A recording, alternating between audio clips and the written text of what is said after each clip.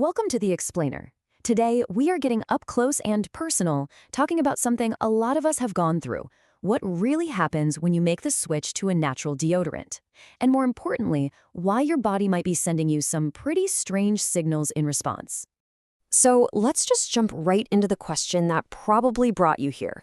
You've made the switch, right? You're trying to do something good for your body, but now your underarms are, well, they're red, maybe they're bumpy, or they're just acting plain weird. What in the world is going on?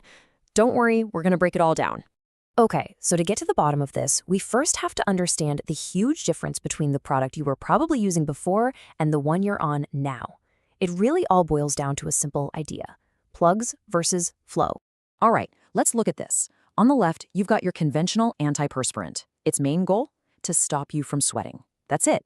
And it does that by using aluminum to create these tiny physical plugs in your pores. Now, look to the right. Natural deodorant has a totally different mission.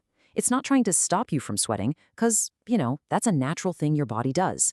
Instead, it targets the bacteria that mixes with your sweat. That's the real source of body odor.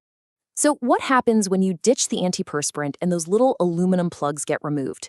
Maybe for the first time in years. Well, your body starts this process we can call the Great Unplugging. For the first time in a long, long time, your sweat glands are free to do what they're supposed to do. Your body is basically relearning one of its most natural processes. But here's the kicker. This creates a brand new environment under there, one your body just hasn't dealt with in ages. And you know what absolutely loves this new, warm, dark, moist environment? Germs.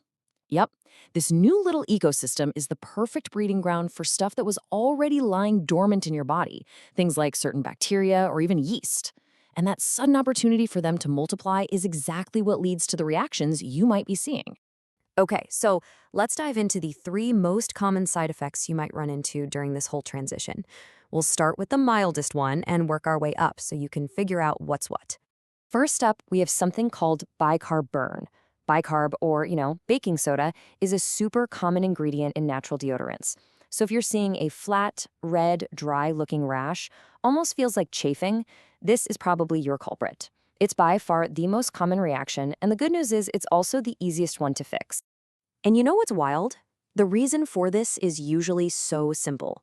More often than not, it's just from putting on way too much product. That's it.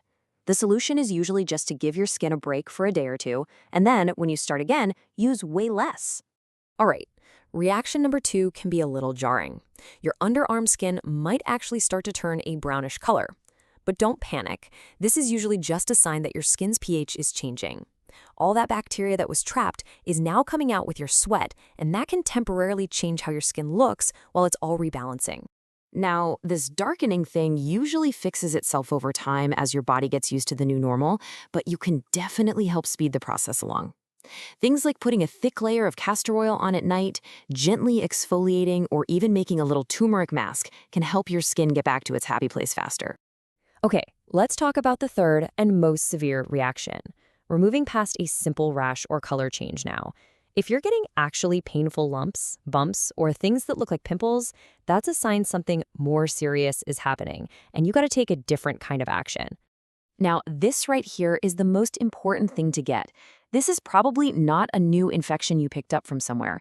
This reaction is usually caused by dormant staph bacteria, something super common that was already living in your body. It was just hanging out, waiting for the right conditions, and this new, warm, moist environment is basically the perfect invitation for it to multiply. So if this is you, you need to act fast to get that bacterial overgrowth under control. Step 1, stop using the deodorant immediately. Step 2, you really, really need to see a doctor. You might need oral antibiotics to knock out the bacteria. And 3, disinfect everything that touches your underarms, your razor, the top of the deodorant stick itself. You don't want to reinfect the area. But what if it's not a reaction to the deodorant at all? In some pretty rare cases, this whole process of switching can actually shine a spotlight on a pre-existing condition you didn't even know you had. The condition is called hidradenitis suppurativa, or HS for short. It's a type of skin sensitivity that can just lie dormant in the body. And I need to be crystal clear about this. HS is not caused by switching to natural deodorant. And this is the key takeaway. The deodorant doesn't cause it, but the change in your underarm environment, all that new sweat and bacteria, can trigger it, Or you could say reveal it for the very first time. This is not something you can just fix at home. If you have any suspicion that this might be HS, it is absolutely critical to see a doctor to get a proper diagnosis and a real care plan. For people with this condition, it's pretty unlikely that you'll be able to keep using this kind of deodorant. Okay, after hearing all that, you might be feeling a little nervous, but don't be. Knowing all this actually gives you the power. So let's talk about how you can manage this transition and maybe even prevent these reactions from ever happening at all. Here it is, your simple 4-step toolkit. Number 1, if you feel even a little bit of irritation, just pause. Give your underarms a break. Number 2, be mindful. You almost always need way less product than you think. 3, and this is a big one, be proactive and use a preventative spray. And 4, if symptoms are really bad or they just won't quit, go see a doctor. Simple as that. So what's in this preventative spray? Well, what's really cool is that your best bet might be a spray with something called hypochlorous acid. It sounds intense, but it's actually a supernatural, safe, and gentle ingredient. What it does is it restores your skin's proper pH balance. This helps create an environment where the good bacteria can thrive and the bad bacteria, well, they can't get out of control. It can prevent a lot of these reactions before they even get a chance to start. So the next time your body sends you a weird signal during a deodorant switch, you won't be confused, you won't be alarmed, you'll actually understand the why behind what's happening. And when you can turn that confusion into knowledge, you can navigate this whole journey with confidence and make it a really empowering step in your personal care routine.